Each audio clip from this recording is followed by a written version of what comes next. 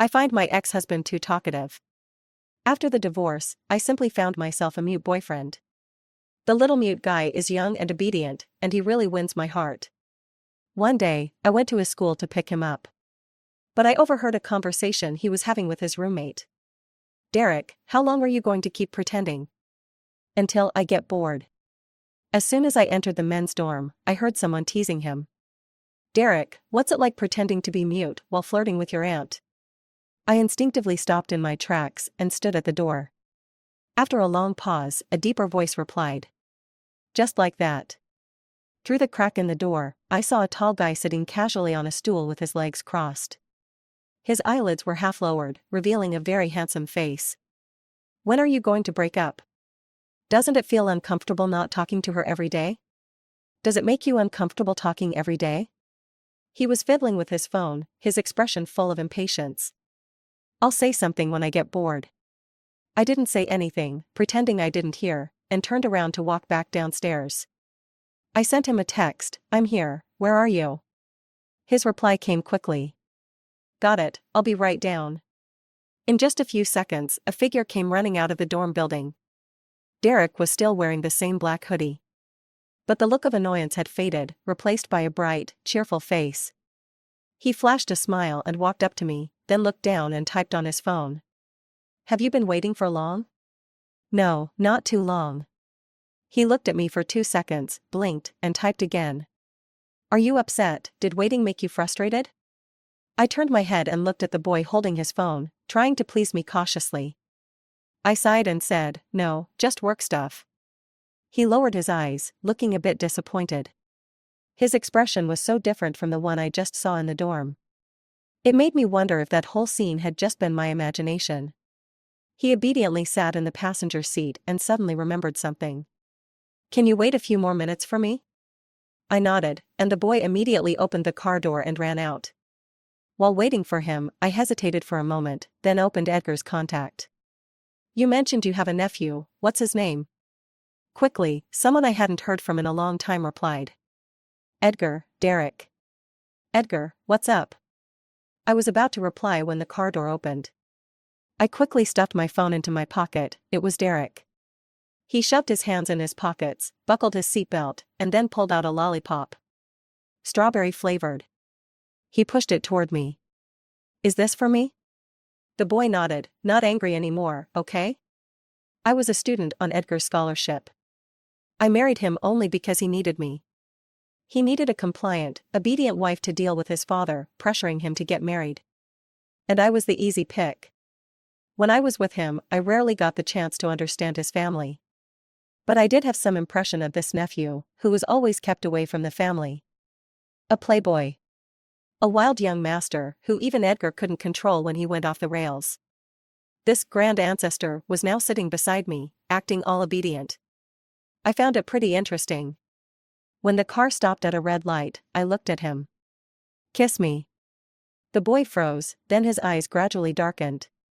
Without me needing to ask again, he leaned over and grabbed my chin. He kissed me deeply. Even though Derek always acted so calm, there was still an undeniable sense of raw aggression in him when it came to intimacy. Suddenly, the car beside us honked twice. Before I could react, the horn sounded again. I turned and realized the car next to us had lowered its window. It was a very familiar face. "Edgar?" I instinctively felt nervous, but then I remembered that he no longer had any say in my life. The man's expression wasn't pleasant, and there was a hint of sarcasm in his voice. "So impatient?" I grinned, young people have a lot of energy. Edgar's face darkened as his gaze shifted past me to the person sitting in the passenger seat. I instinctively tensed and leaned to one side to block his view. "The light's green. I won't block traffic anymore," I said, rolling up the window. I looked at Derek, whose face was turned toward the window, looking lost in thought. I suddenly wondered what Edgar would think if he knew the person kissing me was his nephew. But this situation was too interesting. I wasn't ready to let it end just yet. When we got home, Derek couldn't wait to rush at me. He eagerly hugged me and kissed my lips.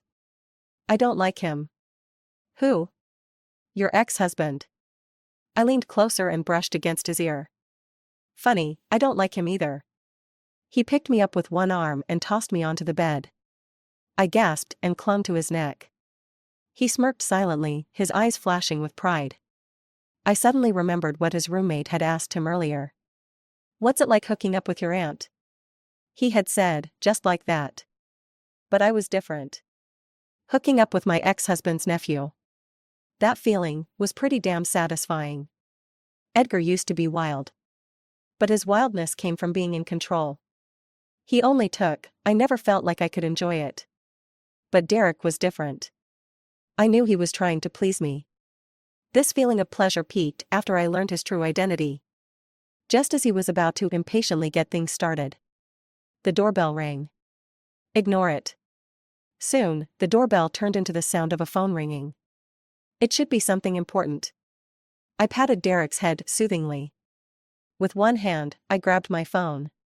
Open the door. It was Edgar. "I'm not home. I saw your car, open up." I hesitated. "It's not convenient right now." The person outside seemed to light a cigarette. "Are you with that guy?" "We're divorced." "It's none of your business." "Then let's remarry." After he spoke, it seemed like he scared himself. Neither of us said anything. The static sound on the other end of the phone buzzed. I spoke first. "You're drunk.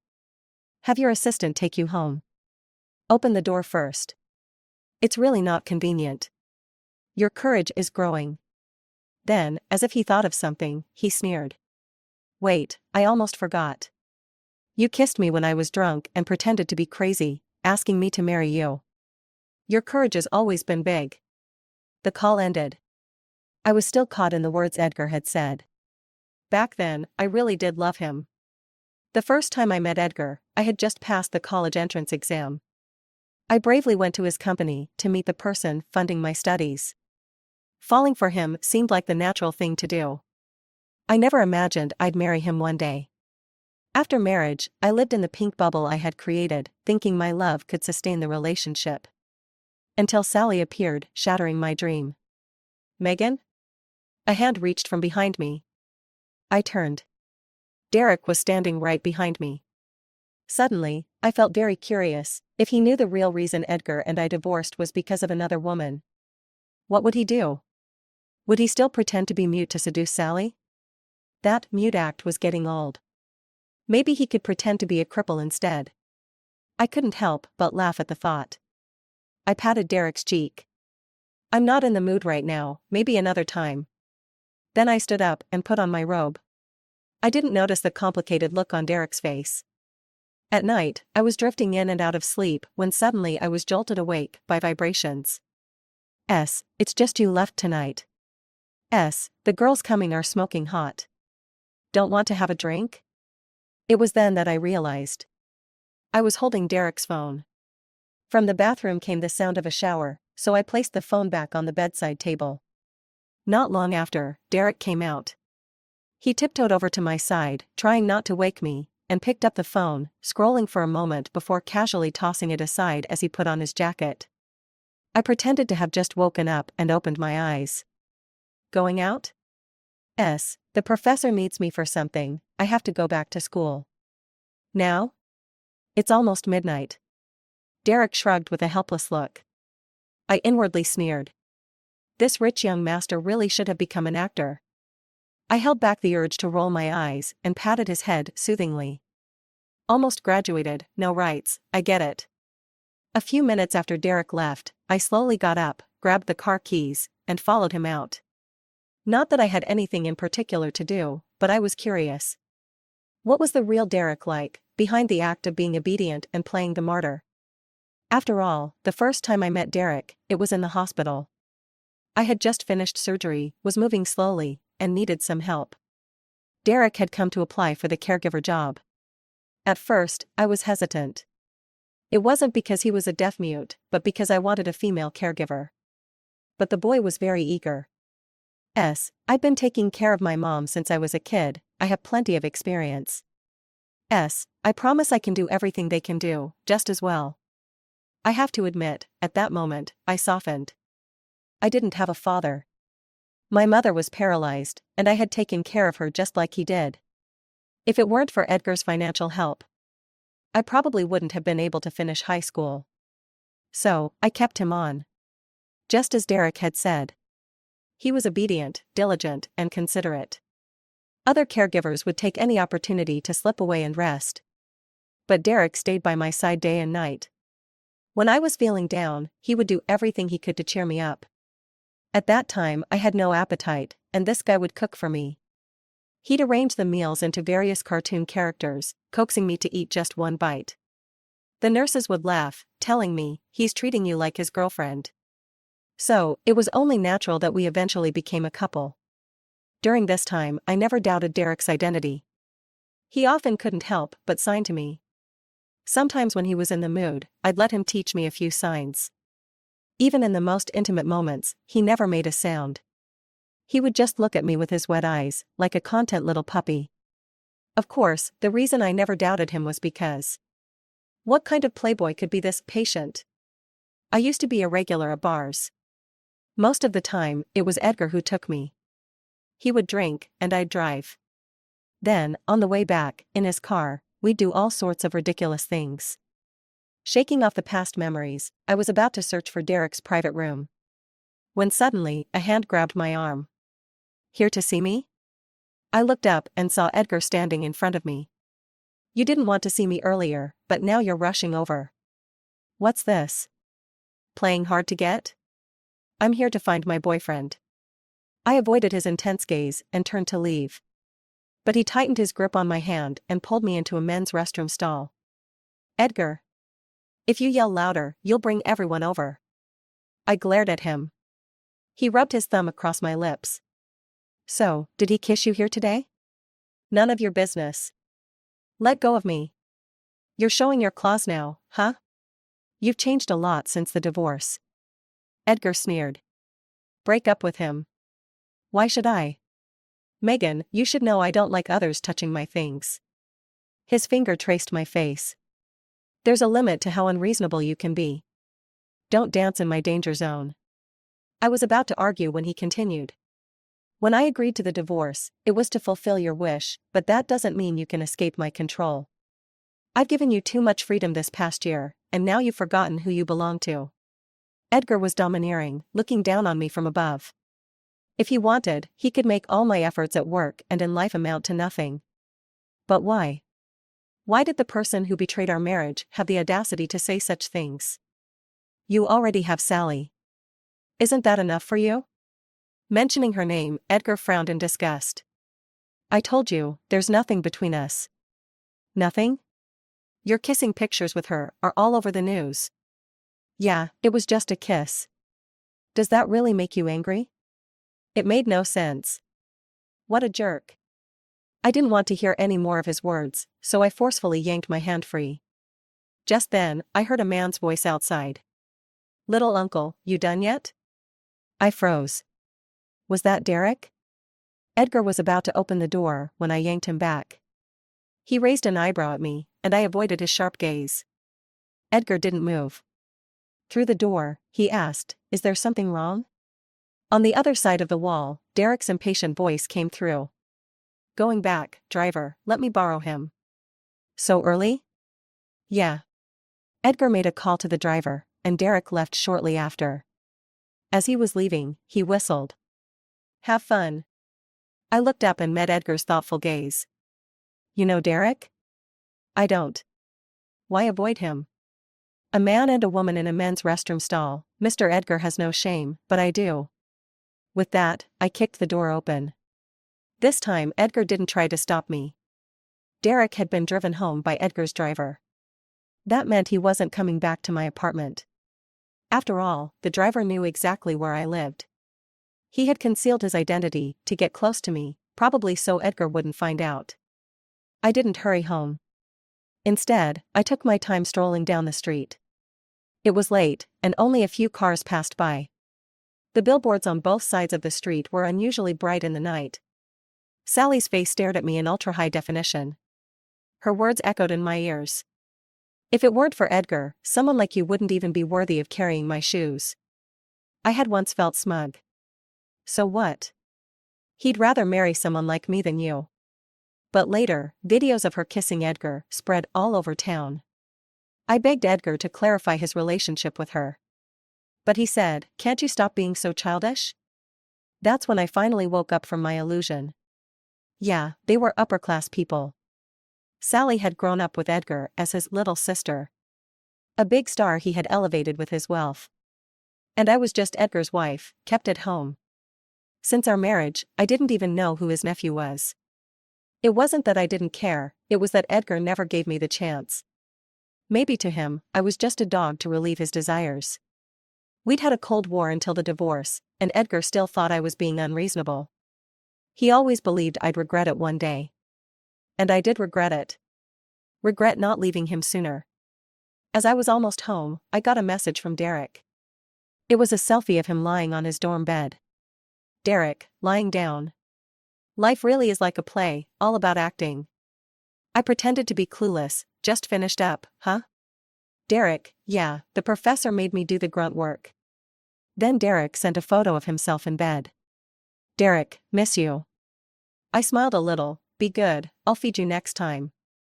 In the morning, I was woken up by the sound of the door opening. I walked out of the bedroom to find Derek holding breakfast bags. I was surprised. You're here so early? Derek put the bags on the table. Came over and hugged my waist. I was afraid you'd be hungry. I glanced at the logo on the bag. It was from a famous breakfast shop. It's located far from here. I playfully kissed the corner of the boy's lips. While I was washing up, I checked my phone. A trending topic popped up at the top of the list. #Sally Heartmorning #. I clicked on it and saw a breakfast photo she had posted. The caption read, "Thank you to someone for the love-filled breakfast delivered early this morning. Starting the day full of energy." Before I exited, I took another look at the logo on the bag. It was exactly the same as the one Derek and I had bought.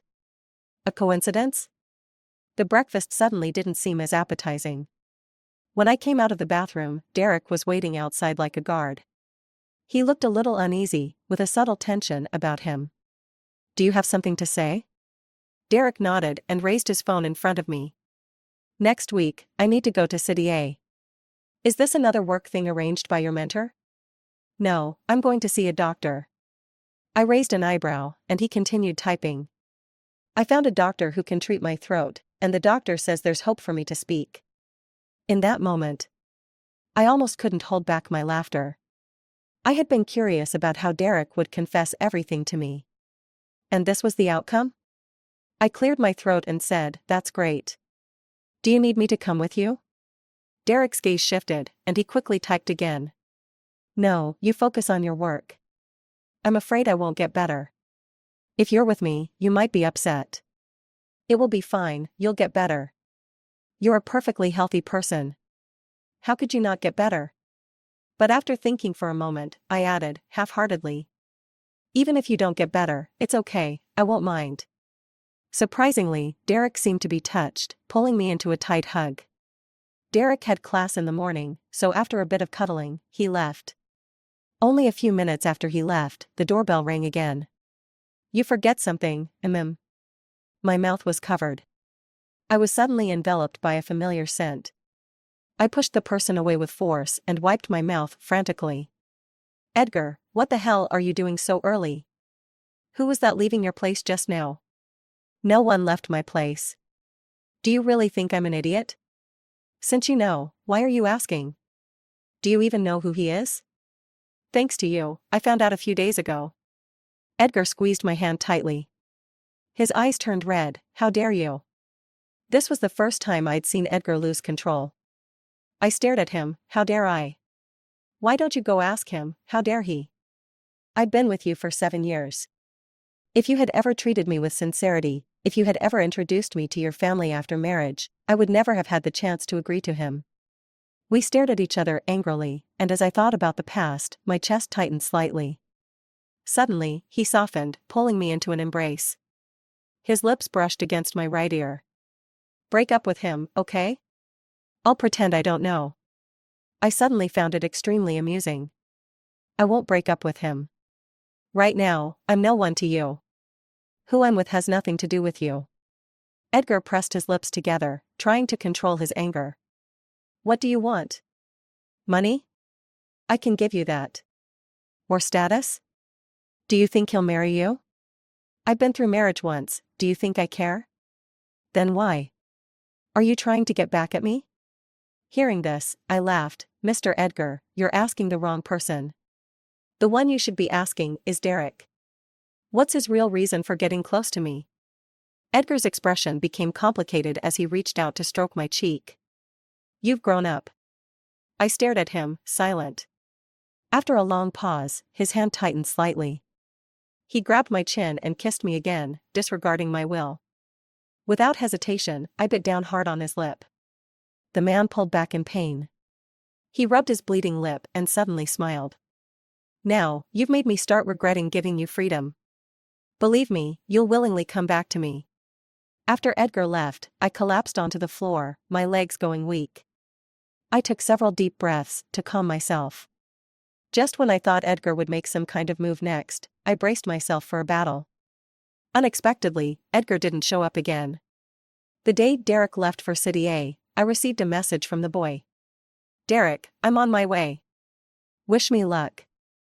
Attached was a picture of a flight ticket. I replied with a good luck emoji. Just as I was exiting the message, my phone pushed a new update from Sally. Sally, off to a good start. Premiere success. Sally was a top-tier celebrity. Big data will push the most popular personalities and information to you, whether you like it or not. I had always ignored it before, but this time, I clicked in. Her location was at the airport, and the photo she posted showed a flight ticket to City A. From the same breakfast to the same destination. I suddenly had a thought. I opened Derek's photo again and zoomed in. In the lower right corner, there was an LV bag strap accidentally caught in the frame. I searched for photos of Sally at the airport taken by fans. That LV bag was one she often carried. So many little details told me that not only did they know each other, but their relationship was likely quite close. Could it be that I had been wrong from the start? Derek didn't approach me because of Edgar, but because of Sally. My grudge with Sally started 4 years ago. After I graduated from college, I officially moved into Edgar's place. It was also then that I learned Edgar had a childhood friend who was a big star. She would often call Edgar in the middle of the night. She would ask Edgar to help her with resources every so often. And she'd sweet-talk him like a little girl. I got jealous. And I got angry with Edgar. He told me, if I liked her, I'd already be with her. Do you think you'd even have a chance? Later, his grandfather forced him to marry Sally. In anger, Edgar and I got our marriage certificate without a proposal or a wedding. The day we got our certificate, Sally cried with red eyes. She looked at me. Do you really think Edgar loves you? He married you just to rebel against his family. What he cares about most is still me. At first, I didn't believe her. But later, when the Kissgate incident broke, everyone online thought he was Sally's boyfriend. Edgar didn't explain, and instead, he connected her to a foreign film project, helping her open up an international market. That's when I woke up. But what I didn't understand was, if it was Sally who instructed Derek to approach me, why? After all, in that love triangle, she was the ultimate winner. A few days later, I received another message from Edgar. This time, he didn't say anything. He just sent me a few photos. A guy walking beside a girl with his head lowered. The girl held her head high. The posture was domineering. The two figures were too familiar. Derek and Sally. You wanted to know the reason? Here it is. Derek has liked Sally for a long time, but he knew that Sally liked me, so he's been trying to match us up. When he found out I was married, he was the one who couldn't accept it the most. They'd been in contact these years. I didn't expect the young master to still play the role of the deeply affectionate second lead. I didn't respond, and Edgar continued. This time, Derek is going to City A for Sally's premiere. I guess he wants to get close to you, completely cut off any chance of us getting back together, and create an opportunity for Sally. I used to think it was crazy enough when Derek pretended to be mute. But I never expected the reason he came close to me was even crazier than that. I asked Edgar, "What are you telling me this for? You're not angry?" "Am I angry?" "I guess I'm not really angry, just baffled. Maybe it's because all my anger was used up during those 2 years of marriage. Wait until he comes back, and then you two break up. If you don't want to face them, I'll talk to Derek." I was confused. "Why are you always trying to break up other people's marriages? Is there anything else you want from me, or should I hang up?" Edgar was caught off guard. "You still plan to stay with him?" "Why not? He doesn't like you." "So what? You don't like me either, but I still married you." There was silence on the other end. I could hear the sound of someone lighting a cigarette. "I never liked anyone else." "Really? Then maybe you should start learning to like someone else." That night, I had a dream. I dreamed of when I had just started college, and suddenly received a call from the family servant. She told me my mother had fallen. She was in surgery and urgently needed money. My mother had been paralyzed for years, and I used to take care of her. After leaving for school, I hired a maid to look after my elderly mother. Even though I worked nonstop at various part-time jobs, the money I earned could only cover the maid's salary. At my wit's end, I went to Edgar for help. Embarrassed, anxious, restless. But Edgar didn't hesitate. He personally arranged the surgery for my mother and told me, "If the maid can't handle it, get rid of her. If she lets your mother fall once, she'll let her fall again. You don't need to worry about the care costs from now on. I'm supporting you so you can focus on your studies, not so you can work multiple jobs and neglect your education."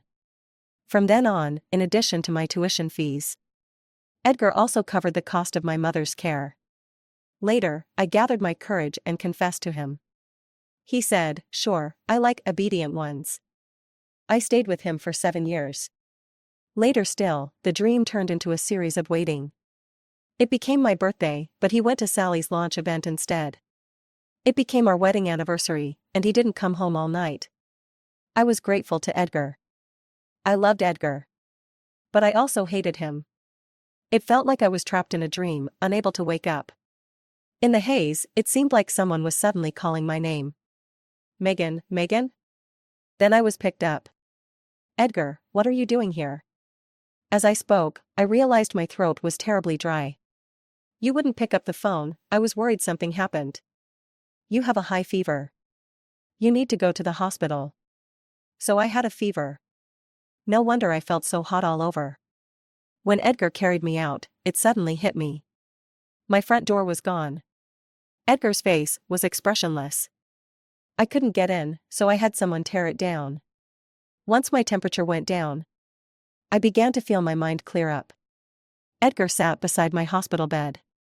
His shirt sleeves were rolled up, revealing a deep blue watch. I stared at that watch, feeling a bit dazed. I remembered that was the watch I bought for him with my entire first salary after graduating from college. 17,000 yuan. At the time, I thought it was incredibly expensive. But one day, I overheard Sally asking Edgar, "Didn't you just buy an $8 million watch? Why are you wearing this one instead?" "Megan gave it to me." Sally gave a subtle smile. "I've never worn something so cheap. Won't it give me a rash?" What did Edgar say back then? He said, "Probably, but I'll wear it for a couple of days, to please the little girl." I spent all my savings. Only for it to be worn just to please him. Since then, I never bought Edgar another watch. So why was he wearing it again today? Was it to please me once more?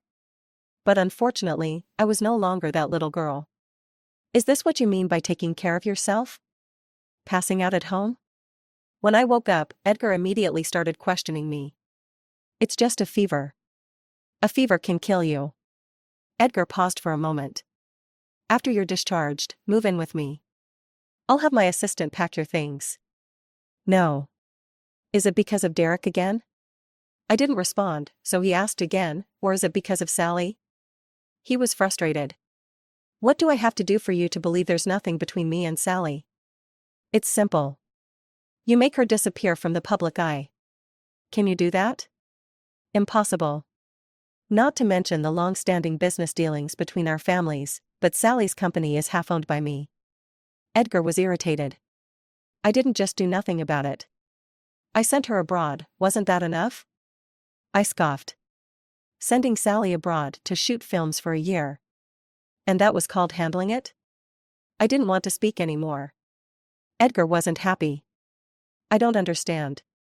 Why do you have such hostility toward Sally? You're not the kind of person to treat others badly. If you lost your husband and your child because of one woman, would you let her go? What are you saying? Tears began to well up in my eyes. I lost my child because of her. This is impossible. I wiped my tears away forcefully. 2 months before we divorced, I found out I was pregnant. I wanted to tell you when the kissing incident between you and her broke out. After that, Sally and her people came to confront me, and during the argument, I miscarried. I even saw a doctor just a week before that. The doctor said the baby was healthy. I couldn't finish my sentence and lowered my gaze. If you don't believe me, you can ask Derek. He was the one taking care of me at the hospital. Edgar staggered. His steps as he left were unsteady. After Edgar left, I lay there for a while, dazed, and fell asleep again. When I opened my eyes again, Derek was sitting next to me. What are you doing here? Derek pursed his lips, looking a little displeased. I got the news that you were in the hospital and came back right away. Then I remembered that earlier in the day, Derek had contacted me. I had indeed sent him a picture of me within 4 drip. But I didn't expect him to come back. I had seen Sally's schedule online earlier. Her premiere was today. It's nothing serious, I'll be discharged soon. His expression was serious. I know, but you had your gallbladder removed. I'm still worried. Don't you remember? I was the one taking care of you after the surgery. I remember. I smirked. The little nurse, the one who stayed overnight. Derek's face visibly flushed. He was about to say something when his phone suddenly rang. I instinctively glanced at the screen. Looking guilty, he quickly turned the phone off. Then, he looked at me nervously. I pretended not to see. What's wrong, not answering the phone? Derek shook his head. It's a scam call. A scam call. How ironic. This whole situation was a scam in itself. My fever came on quickly and left just as quickly. The next morning, I was mostly back to normal. Derek was busy helping me arrange my discharge. At that moment, Edgar sent me a message. Edgar, when will you be discharged? I'll come pick you up. No need, your nephew is here. Edgar, then I'll go even more. Edgar, you think I'm afraid of him? Everything's packed, we can go. Derek walked over, and I didn't reply to Edgar. I put my phone away and followed him out. Once I got in the car, I remembered. Our front door was gone. My temples throbbed. I wondered if Edgar had fixed it. My door lock is broken, the repairman hasn't come yet. Let's go to a nearby hotel for now. Derek didn't ask why and just nodded obediently. On the way, my phone kept buzzing. Edgar kept calling. I got annoyed and deliberately sent a hotel location. Don't come and spoil things. Then I blocked him. We entered the hotel and I pushed the door open. Derek came straight toward me. The image of Derek and Sally in City A flashed in my mind. I turned my head, and the boy's kiss landed on my cheek. Be good, just hang in there. I've just recovered from a serious illness, I'm not fit for intense activity. There was a fleeting hint of disappointment in Derek's eyes, but he nodded anyway. There was no passion between us, and it seemed like we didn't have much else to talk about either. The atmosphere grew quiet. I looked down at my phone, and Derek just stared at me. Is there something you want to say to me? Derek nodded imperceptibly. Actually, there's something I lied about. I'm not mute. Before I could finish typing, another call interrupted. It was Edgar. He hung up, then called again. Hung up again, and he called again. In the end, I couldn't take it anymore. Answer it. Without waiting for Derek to react, I stepped around him and answered the phone. Let Megan take the call. Before Derek could speak, the voice on the other end continued. Stop pretending to be mute. She already knows all about your little mess. Now, right now, let Megan take the call. In that moment, I witnessed the entire process of the puppy, from shock, to panic, to silence. I couldn't help but think to myself. The series of actions Derek just made could easily be used as an example in an acting class. Why didn't you answer my calls? I didn't answer, but you still found me. You did it on purpose? You wanted me to go find Derek personally. Wasn't it you who kept pushing me to break up? There was a pause before Edgar suddenly laughed. Megan, you've gotten smarter. I'll be there soon, and tell that boy to stay in line. The call ended, and I met Derek's complicated gaze. When did you find out? What do you mean? Do you mean when I found out you're not mute, or when I found out you were getting close to me for Sally? As for the first one, it's been a while. As for the second, that's a recent thing. Derek slumped his shoulders. I was planning to confess today. Confess that you got better in City A?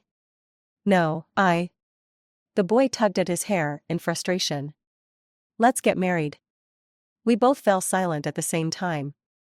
After a moment, he seemed to latch onto something like a lifeline. Right, let's get married. You're willing to throw away your own marriage for Sally? I stared at him, stunned. And why do you think just because you say you want to marry me, I should say yes? It's not about her, it's about me. Did you fall for me? Derek nodded gently. I laughed. He had played the part so well, I almost thought he was a great actor. I asked him, do you know why I divorced Edgar? It's because of Sally. So how do you think the chances are that I'd accept a proposal from someone who only came near me because of her? She's not really a bad person, she's just been spoiled by her family. That still makes her bad. I cut Derek off. I don't hate Sally for clinging to Edgar.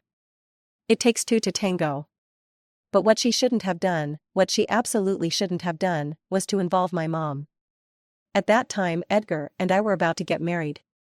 My mom had been paralyzed for over 20 years, and her health was very poor. Somehow, Sally got a hold of my mom's hospital address. She went to her bedside and told her that I was a mistress to a rich man. My mom was just a simple country woman who had never seen much of the world. Her greatest hope for me was that I would get into college and live a stable life. She couldn't bear such slander. Even when I tried to explain that we were planning to marry, Edgar wouldn't even promise me a wedding. My mom didn't believe me. In a fit of rage, her condition worsened, and she passed away not long after. That kind of hate, how could I ever forgive? I took a deep breath and looked at Derek. At that time, when Sally kissed Edgar while he was drunk, it was you who had someone destroy the hotel footage, wasn't it? Derek pressed his lips together. If you want an apology, at least show some sincerity. I looked at Derek. Give me the video. Derek's eyes flickered for a moment. I suddenly felt uninterested. Forget it. You should leave. Edgar will be back soon. Are you going to get back with him? That's none of your business. I'll give it to you. Derek stared at me. When I said I liked you, I meant it. I've never had such a pleasant experience with anyone else. I want to pursue you again, this time as myself. We'll get married and go abroad, somewhere without Edgar, without Sally. Just the two of us, starting a new life. When Edgar arrived, Derek was already gone. I had actually been hoping to see them fight it out. You look kind of disappointed. Of course. I remember you saying Derek was a jerk. I thought he was going to confront you head-on, but as soon as he heard you were coming, he bolted. He sneered. Isn't he still a jerk, sneaking around behind my back? You're right. He just proposed to me, so yeah, he's a jerk. Ridiculous. How did you answer him? I said I'd think about it. Edgar's veins popped out in anger. You really think he can marry you? When the time comes, I'll make sure everyone knows you were once my wife. His family will never accept you. I can avoid his family forever. I've been doing fine without meeting your family since we got married. I'm just waiting for the right opportunity. You've been waiting 2 years and still haven't introduced me to your family, Edgar. I'm 30 this year, not 3. I was wrong. Edgar moved closer. Let's remarry. I'll promise you a wedding. Getting an apology from Mr. Edgar isn't exactly easy. Then will you agree? I want to study abroad. I need a professor's recommendation. The moment I said that, Edgar's face darkened. You're not going. Then forget it. Please make a right turn and leave. And don't forget to fix the gate at my place, or I'll call the police. You really want to go? I didn't answer. Edgar sighed. Fine. We'll get married first. So, no room for negotiation? I thought you were the one trying to chase me. Edgar laughed lightly. All right, I'll introduce you to a professor. By the way, about Sally. At the mention of her name, Edgar's expression darkened. I'll handle it. I'll make sure our child gets a proper explanation. The next day, I received an email from Derek. It was the full video of Sally kissing Edgar from that time. When the photos of the two of them were leaked, Edgar was sitting on a chair, eyes closed. Sally gently kissed his lips. The shot was beautiful. Obviously, carefully taken. I checked with the hotel. They said the footage was destroyed after someone intervened. Clearly, Edgar didn't want to deal with it. The only people who had the power to cover up such a thing were either Edgar or Derek. I contacted the media and directly exposed the video. I also exposed Edgar's married status at the time. The internet went wild. The discussion shot straight to the hot topics. Damn, at first they were promoting them as childhood sweethearts, some big-shot actor and capital tycoon. Turns out the guy was married, explosive. This woman bosses the staff around, throwing tantrums on set, and the scandal was buried by her backers. In the past, whenever something about Sally came out, it would be quickly suppressed. But this time, it spread like wildfire. Just as the situation escalated and the haters were making a scene, I got a call from Edgar. Did you release the video? She came to see you again? You two really are close. I said I'd handle it. You think I believe you? Without waiting for a response, I hung up. At the same time, I got a message from Derek. Derek, she came to see me. Derek, I ignored her. I silently smirked. I replied, good boy. Derek, can I see you? Me, no. I haven't forgiven you yet. The trending topic hadn't been up for long. Sally replied almost immediately. Sally, thanks for the concern, but we were childhood sweethearts, and the cheating rumors are false. P.S. He's single. She even posted a photo of her and Edgar from when they were kids. And then the online army kicked in. The comments flooded in. Megan has been beautiful since she was a child. I knew you wouldn't do something like that. You two look so perfect together. I snorted as I read the comments. I placed my hand over my chest. I'd seen this coming. Why would it hurt? But just a few minutes later, Edgar, who hadn't posted anything in ages, suddenly made a public statement. I'm Edgar. Yes, that photo was taken when I was married. I apologized to my wife. I'm now trying to win her back. She's just an ordinary person, so please don't pay too much attention. I couldn't believe my eyes. I closed the app, then reopened it. It was definitely him posting. I was stunned. My phone vibrated. Edgar, this is my sincerity. For the next few days, I was busy with my study abroad applications. I didn't pay much attention to what was happening online. Then, one day, I received a call from an unfamiliar number. Megan, why do you keep haunting me? A big star like you calling such a small fry like me, I'm honored. Derek actually betrayed me for you. I really underestimated you. Flattery won't get you anywhere, it's all thanks to the opportunities you gave me. Sally choked up, do you really think a video like that can affect me? I don't think so. That was just my first gift to you. Consider it a return gift for getting Derek to approach me. The next gift I'm giving you is to make you disappear from the public eye forever. Such big words. Do you really think Edgar and Derek will help you? They care about me the most. I chuckled softly. I'm not counting on them. From start to finish, all I wanted was for them to stay out of my way when I took action. After my mother passed away, I kept an eye on Sally. She relied heavily on her powerful background in the industry. She was arrogant and reckless. She offended a lot of people. Her scandals were easy to uncover if you just looked for a while. I had previously found an assistant who had left Sally's company. She had been a victim of Sally's workplace bullying for a long time. By the time she quit, her mental state was in shambles. After spending some time talking to her, I was able to dig up some serious dirt. In this industry, tax evasion seemed to be an unspoken rule. But I didn't expect Sally to already be this rich and still engaged in tax fraud. Just recently, we finally gathered enough materials. That's also why I no longer wanted to keep playing dumb with Derek. I hung up the phone and went straight to the tax authorities. I filed a report about Sally's tax evasion. Edgar was the first to receive the news about my tip-off. "Are you really going to go this far? Mr. Edgar, are you feeling sorry for her?" Edgar pinched the bridge of his nose. "Do you have any idea how much money my film company will lose because of this? Couldn't you have waited a bit?" "I waited long enough to watch my child die. Do you want me to wait until I'm dead too?" Mentioning that, Edgar sighed. "Her family has just as many connections in the government as they do in the business world. They don't lack money. As long as she pays the taxes, it won't hurt her." "Yeah." I placed a finger on Edgar's chest. "Now it's up to your sincerity." 3 months later. Edgar saw me off at the airport. "Text me as soon as you get there. I'll arrange things here and come find you." "Got it, stop nagging." Edgar looked helpless. During this time, we were both busy. I was focused on my overseas school applications. Edgar was cutting ties with Sally's family. Through Edgar's efforts, the tax evasion scandal was finally exposed. Now, society had zero tolerance for such incidents. Sally's family couldn't accept Edgar's betrayal. The relationship deteriorated rapidly.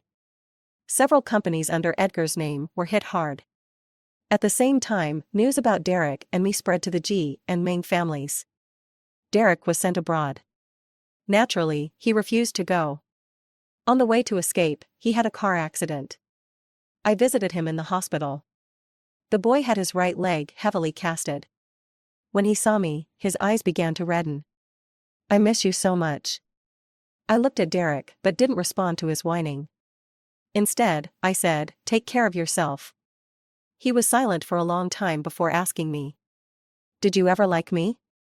"I was attracted to you."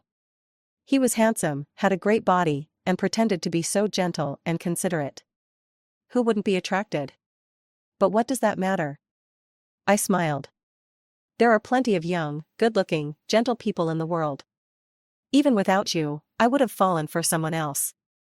At the airport, the announcement called for passengers to board. I grabbed my large suitcase and said goodbye to Edgar. Edgar seemed to sense something and hugged me tightly. "Wait for me." I patted his shoulder. I didn't answer. After passing through security, I turned around and looked at Edgar, standing far away, smiling. Then I turned and snapped my SIM card in half, before tossing it into the trash. I tore up the flight ticket too. 6 months later. At a Stanford University alumni gathering. A group of people were chatting together. The topic shifted to the lies people had told in their lives. Who hasn't told a few lies in their life? No, wait, I bet Megan hasn't. She looked so sweet and innocent. I held a beer in my hand and smiled faintly at the comment. I didn't join the discussion. I've told so many lies in my life. For example, I knew Edgar loved children. But I never got pregnant. Saying I had a miscarriage was just to provoke his anger, knowing he wouldn't bother to verify it. Or, 4 years ago, I had met Derek. I even clearly remember him standing next to Sally. The way he looked at me was like I was trash, a rural girl who's ugly and not worth your attention. Or the fact that I never even applied to that university. When Edgar recommended me to a professor, I went to see him. The famous scholar in the academic world, so high up, said, "I can write you a recommendation, but not for Stanford." I smiled and pushed an envelope towards him. "What's this?" He frowned and opened it. A photo slipped out. It was taken in a private room, with a group of men and women drinking. Right in the middle was the professor. Surrounding him were several young women. The professor's face turned pale. I smiled and said, "It's just a recommendation for Stanford. To you, it's no big deal, but I'm sure you wouldn't want these photos to go public. And by the way, please keep this between you and Edgar." I looked up at the moon outside. My thoughts drifted away. "Are you feeling unwell?" A pleasant voice suddenly interrupted my thoughts. I remembered his name was Kay. The captain of the school's football team.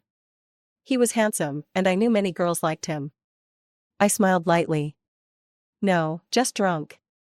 Kay handed me a glass of orange juice and sat beside me. His gaze was filled with the unmasked admiration of a young man. I couldn't help but think of Derek. I chuckled softly and clinked glasses with Kay. We meet many people in our lives. They come, they go, they leave their mark. But in the end, they're all just passers-by. The end.